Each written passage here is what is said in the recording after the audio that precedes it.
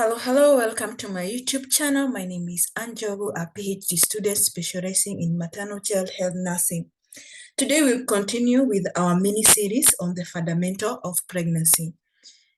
And the topic for today is menstrual cycle. What is menstruation? Menstruation is the shedding of the lining of the uterus, that is endometrium, which is accompanied by bleeding. It occurs almost every month throughout a woman's reproductive life, except during pregnancy. Menstruation starts during puberty, that is at menarche. Menarche is a late feature in the female puberty. It has a mean age of onset of 13 years, ranging from 11 to 15 years, and stop permanently at menopause. What is menopause? Menopause is defined as 1 year after the last menstrual cycle, usually happen between the ages of 44 and 45 years. Menstrual cycle length varies from woman to woman. Example, 21 days, 28 and 35 days, but 28 days is the average. Menstrual cycle starts from the first day of the woman's bleeding to the day before her next period. The menstrual cycle lasts between 3 to 8 days, with 5 days being the average. And a woman loses about 20 to 80 ml of blood in a period.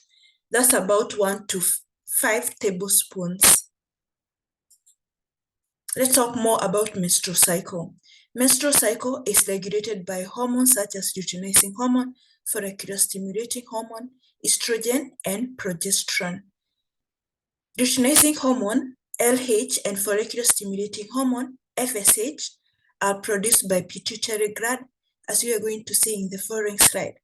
Luteinizing hormone and follicular stimulating hormone promote ovulation and stimulate ovaries to produce estrogen and progesterone. What's the work of estrogen and progesterone? It's to stimulate uterus and breast to prepare for possible fertilization. The menstrual cycle has two phases, that is the follicular phase and luteal phase. Follicular phase occurs before the release of the egg, that is the ovulation, and luteal phase after the egg release, that is after ovulation. I found this diagram on the internet that well explains the hormones that occur that are produced during the menstrual cycle. As we see here in the pituitary gland, this release of follicular stimulating hormone and luteinizing hormone, which stimulates the ovaries to release estrogen and progesterone. The estrogen and progesterone stimulate the development and maintenance of the lining of the uterus. Also in the ovaries is where the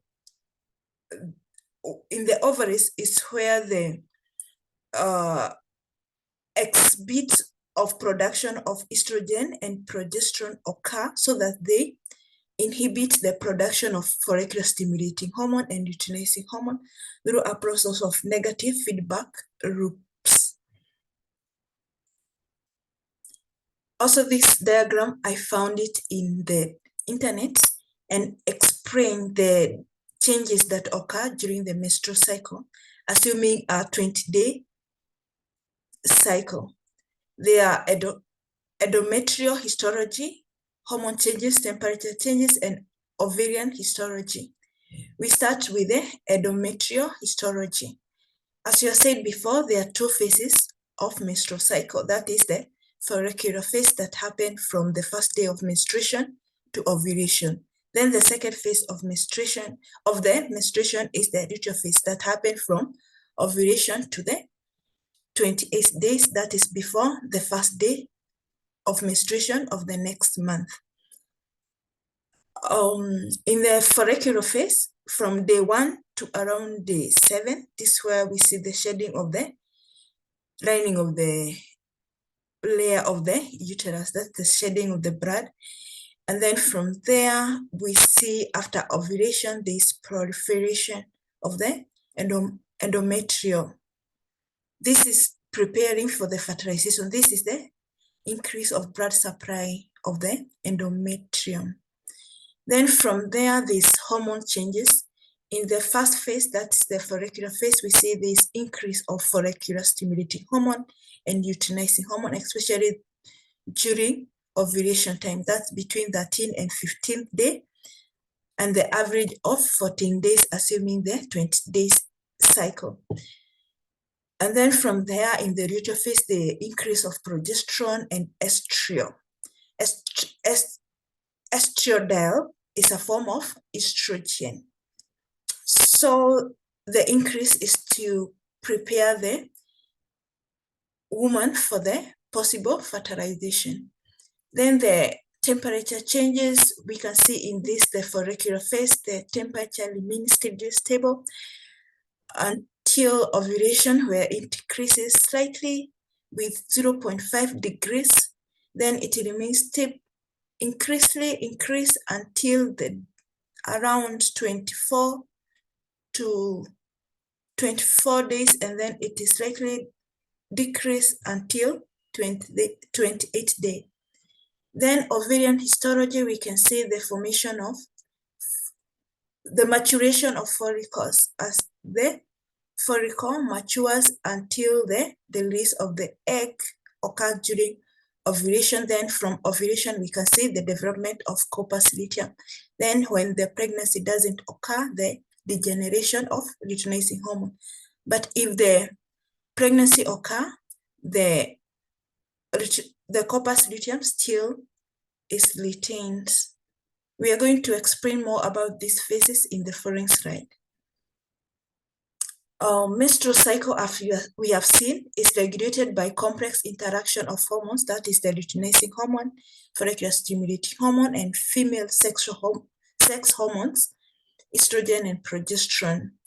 The menstrual cycle, we have said, it has two phases. That the follicular phase that happen before the release of the egg, that is of ovulation. In this first phase of menstrual cycle, the level of estrogen and progesterone are low. As a result, the top layer of the vacant lining of the uterus, that is endometrium, break off and shed. That's when the menstruation bleeding occur.